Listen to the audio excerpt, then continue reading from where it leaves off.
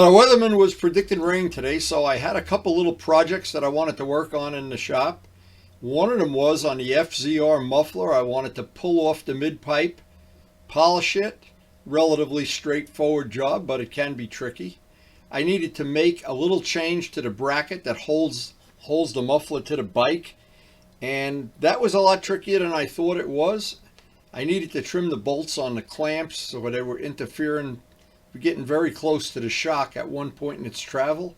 While I had it apart, I polished up some of the parts that the muffler obscures. Here's the mid-pipe. It was pretty rough shape. It's 30 plus years old, and I showed how I mask off part of it and try to bring it back to life as best we can. And in this case, putting it back together, I made a couple little upgrades to the clamps and polished them up a little bit. Got a brand new bolt in there and did a final waxing of the whole bike. Today I had a couple little upgrades I wanted to do to the FZR, but it looks like a day I'll try to get some more little maintenance done on, maybe on if I have extra time on some of the other bikes. I always have an ongoing list of maintenance items that need to be done. These motorcycles are old, I'm old, there's always maintenance. So today's going to be a maintenance day. But as always, the first part of every day, the enjoyable part, for somebody but not me. Move all the motorcycles around. I want to get this guy in position that I can work on him. I want to remove the whole exhaust system. I have some polishing parts. I want to upgrade a bracket that I made a temporary bracket for this because I couldn't find the one it belongs on here. I don't know how I'm going to polish a lot of these parts up, so there'll be some good polishing information I hope on the video. But I do want to get that part of it. I went through all of the mufflers in my collection so far and came back to the Norton as the best of all choices for right now to get us through the summer. By winter time, we'll probably have more mufflers. And you know what? Luciano found some stuff out on eBay that was, an exhaust system for the bike. Way too much money. Way too much. I think I'll polish this one up. I think that's one of the things a lot of people don't understand. If you had a collection, if you had 9 brand new motorcycles, there'd be a lot less maintenance. These older bikes need a little tender loving care, and I enjoy doing that, of course. They always need something polished. They always need something waxed, and that's what makes the passion of motorcycling for me a very entertaining and challenging thing. I certainly enjoy my MT-09, but I also enjoy the parts of the thing like I'm going to do today to try to make little changes, little upgrades, and when I'm done, I think I'll have something just a little bit better than when the day started. Now Luciano has warned me he's got his H1 ready to go for a 2-stroke day. We're just going to wait for an appropriate day. But before we start anything, the first part of every day, feed the fish, feed the giraffe, check out how many zucchini are growing in the garden, how many eggplants. The farm is in full production. Okay boys, time to do some maintenance here. No splashing and no biting. And of course every day Karen picks fresh flowers from our garden and we get our zucchini harvest.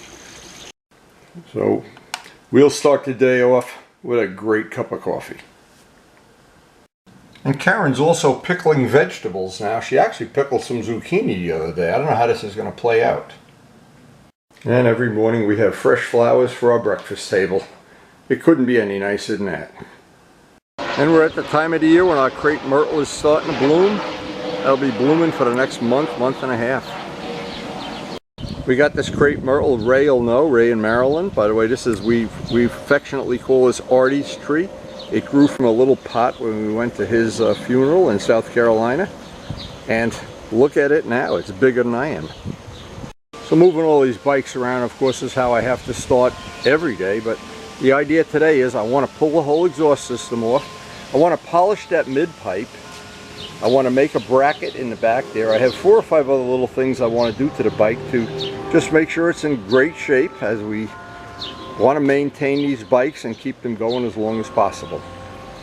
Now what's really nice about having 4 different exhaust systems is we've had them all on the bike. I've gotten the ability to compare the sound, certain things. The mileage certainly changes with some.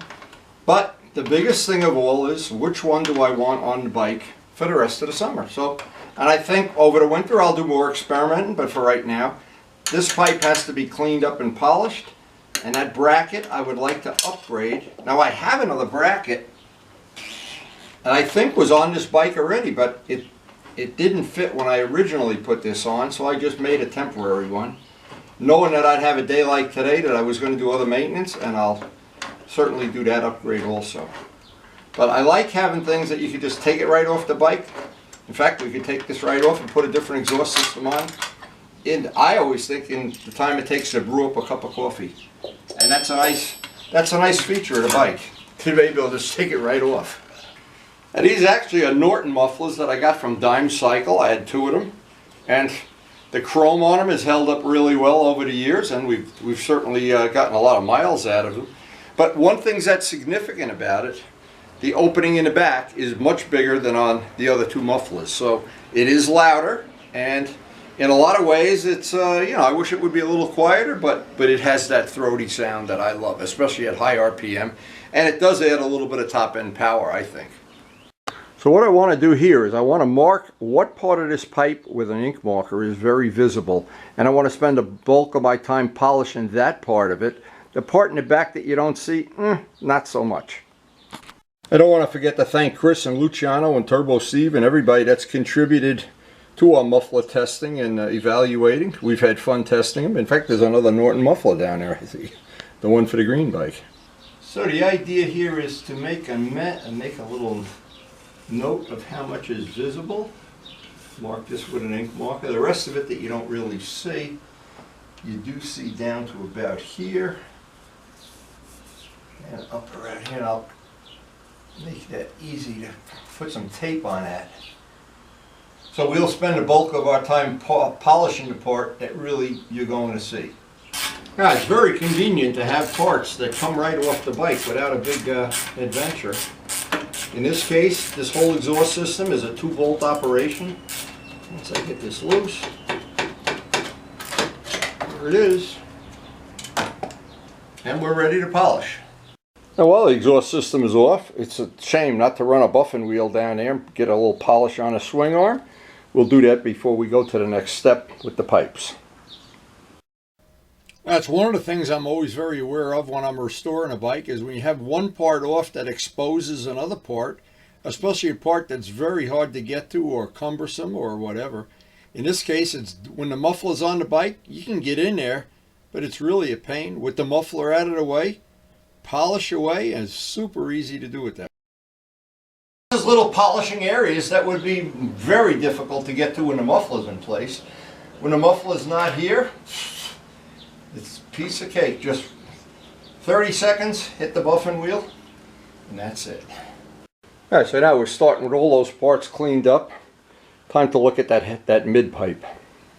And I marked with an ink marker. I'm going to go and put Gorilla Tape on the part of the pipe I'm not going to polish, just to make it a little bit easier to hold too. It won't get so hot. Now this is just one way to make the job a little bit more efficient. I've masked off with all duct tape the parts of it that I'm not going to be bothered with. You don't really see that.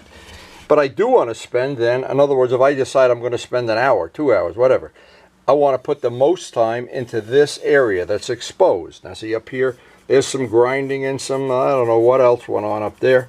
We're going to try to straighten that all out and get at least a clean polish on it, because that's the part of the pipe that we're going to see. So the first part is just to get some of the deep sanding scratches out. I don't know what happened here. We ground this all down. You want to get it as smooth as possible with the Harbor Freight, the little, I guess, polishing wheel, whatever it is. And this can just take a little time to get the big scratches out. We've got some big scratches. This is the part of the job where you just have to be patient, and the minute you try to rush something like this, the work really suffers. Now the part that's usually going to take a lot of time, I'm just going to do this with Windex. It doesn't matter, soapy water would be fine. I want to get some 400 paper and just see how much of this I can do with 400. I want to get out as many of the scratches as possible. And what I'll do when I'm done with the 400, get 600 and go over it, and then probably 1500 and then go to the buffing wheel. But this This part of it just takes time. And you go down in grits, start rough. Some people start with 320, I start with 400. That doesn't really matter. Each time you go down in grit, the scratches will get smaller and just save you that much more time on the buffing wheel. And if you went right now to the buffing wheel, it would be a very, very long time before you saw anything come up. This will just make it go a little bit quicker. And this is the part of the job that just takes a lot of patience and a lot of time. And you can't rush it. And until you have it flat as you would be happy with, you just basically got to keep sanding. So this was how this part of it went. I went from 400. I didn't have any 600. I went to 1,000, then to 2,000, and got most of, that it's not going to shine, of course. I got as much of this. This is not a brand new pipe, believe me. But I want to make it that it just looks good as I could possibly make it. So from this point on, I think we can use the buffing wheel. Now the whole idea when you have a pipe like this, so this is steel, of course, you want to do as much of it with, let's say 400, 320 paper. Go to a finer paper, get the scratches out, a finer paper. Because if you just go over to the buffing wheel, you're basically going to be there all day. So that way of dropping down the grits, and you can do that incrementally. And then when you actually get to the buffing wheel, the black compound, red, and then white goes a lot quicker. So the final step on this, I'm using a little bit of the mother's polish. Just try to clean this up as best I can. It's never going to be a new pipe, that's for sure. And this is probably a 35-year-old pipe, so we make it as good as we can. And then I need to modify the clamps. I need to cut some off the clamps for an interference that I had when I originally set this up. I may as well do that while I have it all apart. And pull off the tape here, and this will be ready to reinstall. And we'll see how that came out. Yeah, that did come out pretty good when you consider how bad this was in the very beginning. And that's all the parts you're really going to see is right up to there.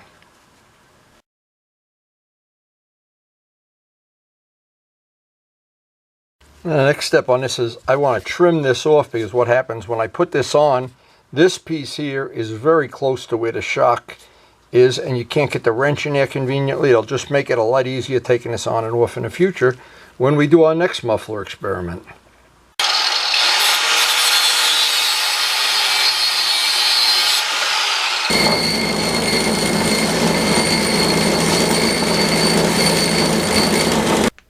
I wanted to carefully dry fit this part up because there are some clearance issues down where the shock and the oil pan of the motor and the header all come together at a it's very tight in there. I want to be able to hit the wrench. At this point, I just want to do a dry fit so I can see what I'm going to do about this bracket. Bracket, it fits, but I want to just fine tune it to fit a little better, and I think I can do that, or I'll just have to make another bracket. One or the other. Before I finalize this whole assembly and tighten everything up, I want to get a little bit of, it's just easier to polish this bracket than it is when it's bolted in place. Run a buffing wheel on it for 30 seconds. It'll just be a lot easier, save a little work in the final, when I do the final cleanup of the bike.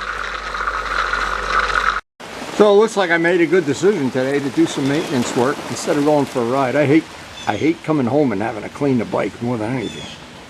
It's a good decision. So the last thing is just the Loctite, all these bolts and nuts shut. That one's tight, everything's tight. Oh boy, it's been a long day. Who knew it was going to rain like this? The weather has been so unpredictable. Anyway, I'm glad I wasn't out on a bike, that's for sure. Maybe I'm just lucky. Maybe I'm not as lucky as I think I am. I don't know. I'm going to do one last thing today. Run a buffing wheel on the bike. As long as we have it, get some carnauba wax on it. That'll be a nice thing to do. Put it aside for the next time it's in the pitching rotation. It'll be ready to go. And I really, after testing all four of the mufflers, this is the best one so far, but it doesn't mean there won't be anyone better in the future. The door is always open for improvement. And that's what's fun about Evil Twins. If you didn't do that, if you just buy a bike and ride it around in circles and stuff, well, I like to work on the bike and change it and make it an Evil Twin, and I'm not sure other people enjoy that, but but I do. I did have to modify the bottom of that washer so it has a little flat spot on it, but that really does look like it belongs that way. And I think we're pretty much good to go here. But now the same old thing happens every time. Now it's one more bike every day in the pitching rotation, wearing out tires, using up oil changes and filters, and that's the fun of the whole thing of collecting motorcycles. And that's always a good product when you want to do a cleanup. Clean some of the finish up, and when we're done by hand, we'll put on some carnauba wax. This will really preserve it, especially if we have to ride in the rain. You never know. This is good stuff, though. And on a rainy day, it just seems like it'd be a shame not to do this.